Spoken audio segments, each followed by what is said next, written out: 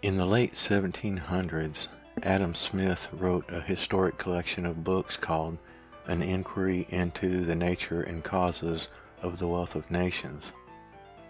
In these 5 books were explanations of how the global economy functioned and suggestions for how it might function better in the sense of the greater good. There was an overarching criticism of the approach in the many arguments that seemed to stem from the context of competition. There was disagreement about what competition actually was, essentially. Smith saw competition as somewhat cooperative. Though there was gamesmanship in competition, there was also sportsmanship. The Smithian view of competition is friendly competition. Smith's view was that all nations would be more peaceful and prosperous with this view of competition, and he appears to have been right. One of the more serious issues with non-friendly competition is that it can result in warfare. Of course, a lot of money can be made from warfare, but it doesn't necessarily have a positive effect on the prosperity of a nation.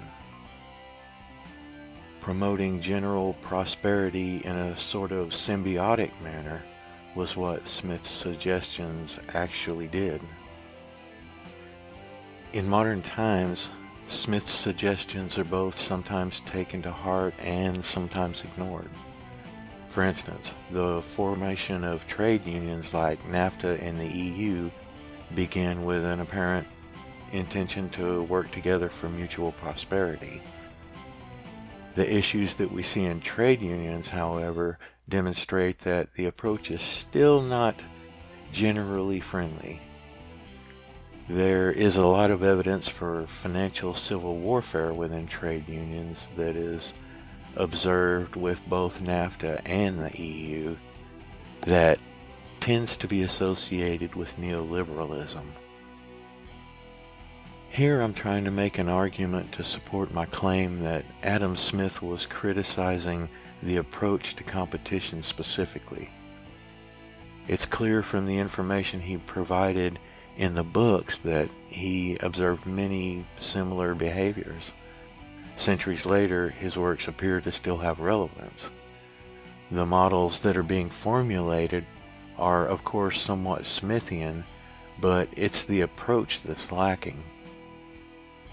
Where the models cannot solve for issues tends to be the manner in which nations approach each other. There appears to be great difficulty in building the other type of trust. Survival of the strongest is a central dogma that is thousands of years old. This, of course, morphed into survival of the fittest several decades after Smith's passing with Darwin's work. As Darwin's work matured, he too began to see competition as cooperative.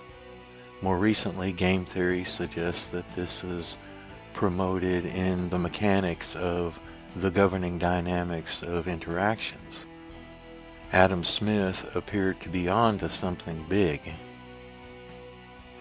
What he seemed to be concerned most about was pathological competition between nation states.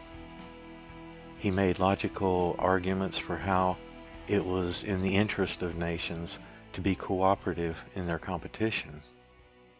He suggested that there was a governing dynamic in the invisible hand, and modern studies suggest the same. He suggested that because of the governing dynamics, cooperation was in everyone's interest, and it still stands to reason today.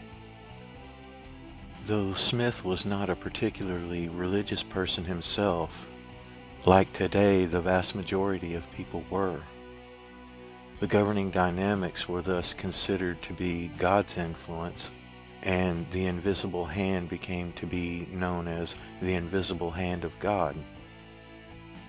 This cooperation with religious beliefs likely helped to promote the acceptance of the works. This may not have been Smith's intention, but I find it doubtful that he would want to alienate the vast majority. This is something that I myself don't want to do, so there may be some projection here. The works are in the public domain, and it's easy to find free audiobooks. The full works are the Wealth of Nations volumes and the Moral Sentiment volumes. If you're interested, check it out.